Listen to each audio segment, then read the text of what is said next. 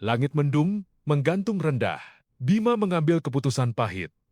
NSR, Honda, Jazz, dan Yaris harus dijual. Bukan karena ingin, karena keadaan memaksa. Utang bank sudah menjadi lubang hitam, melebar dari hari ke hari.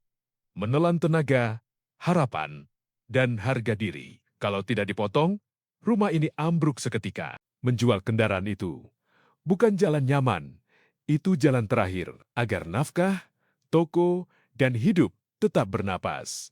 Tetapi yang datang bukan pengertian, bukan pelukan, bukan terima kasih. Yang datang justru amarah dan tuduhan. Limbuk menyoal Yaris dengan nada tinggi. Itu mobil atas nama saya? Katanya tajam, seolah Bima sedang merampas miliknya. Padahal kendaraan itu sudah ditandai untuk ditarik. Tak lagi bisa diselamatkan. Hanya menunggu hilang, bukan dipertahankan. Penjelasan tidak berguna. Fakta tidak dipakai. Logika tidak jalan. Bagi Limbuk, penjualan itu bukan solusi. Itu dijadikan alasan untuk menyerang. Hari-hari berikutnya berubah medan perang. Bima membatasi mobil yang tersisa hanya untuk operasional toko, tetapi itu pun dibalas dengan luka dan curiga. Limbuk mulai menggali masa lalu, CCTV yang dipasang demi keamanan dan AC laboratorium yang memang wajib untuk kerja, dipelintir jadi bahan untuk menyalahkan kehancuran. Bahkan saat Bima dulu meminta Limbuk membantu di laboratorium. Niat itu dibalikkan dengan licik, seolah Bima memaksa dia bekerja agar dirinya bisa enek-enak dan berfoya-foya. Narasinya menjadi jelas. Semua kehancuran ini, katanya, salah Bima.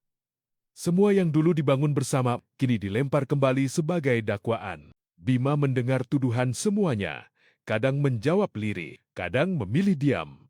Karena yang remuk bukan hanya uang, melainkan hati yang perlahan dihancurkan dari dalam. Apa yang dulu dibangun sebagai usaha bersama, kini dipelintir menjadi daftar kesalahan suaminya. Disitulah kebusukan itu menjadi terang. Bukan sekadar menolak memikul beban, tetapi mengubah niat baik menjadi tuduhan kotor. Saat diminta membantu, ia merasa dipaksa. Saat usaha dirintis, ia menyebutnya pemborosan. Saat rumah diselamatkan, ia menuduh pengkhianatan. Dan ketika semuanya dijual demi bertahan, ia berdiri paling depan sebagai penuduh paling keras. Disitulah Bima dijadikan kambing hitam. Segala yang runtuh ditempelkan ke satu nama, seolah kehancuran ini lahir dari dirinya seorang. Padahal, tangan yang menuduh itu tak pernah benar-benar bersih. Selama 25 tahun, pengkhianatan itu tidak pernah benar-benar berhenti. Ia bukan sekadar kesalahan sesaat, melainkan pilihan yang dipelihara, dirawat, dan diberi hidup. Bukan hanya hati yang diselewengkan, tetapi juga isi rumah yang diam-diam dialirkan keluar. Dari uang yang seharusnya menjaga keluarga, dari simpanan yang seharusnya melindungi masa depan, ia mencukupi hidup lelaki, lain diam-diam, terus-menerus. Maka ketika utang menggila, ketika hidup mulai sesak oleh tagihan, ia justru menunjuk Bima sebagai penyebabnya. Disitulah kehinaan itu menjadi lengkap. Tangan yang ikut merusak, mulut yang paling keras menuduh.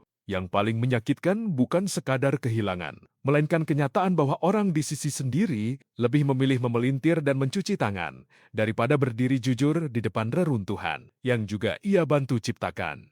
Dan akhirnya Bima mengerti, yang paling mematikan bukan saat cinta berhenti, melainkan saat seseorang tetap tinggal hanya untuk menjarah dari dalam. Bukan hanya hati yang dirampas, bukan hanya hormat yang dibunuh, tetapi rumah ini pun diseret jatuh ke jurang yang digali bersama. Di titik itu, Limbuk bukan lagi sekadar istri yang salah.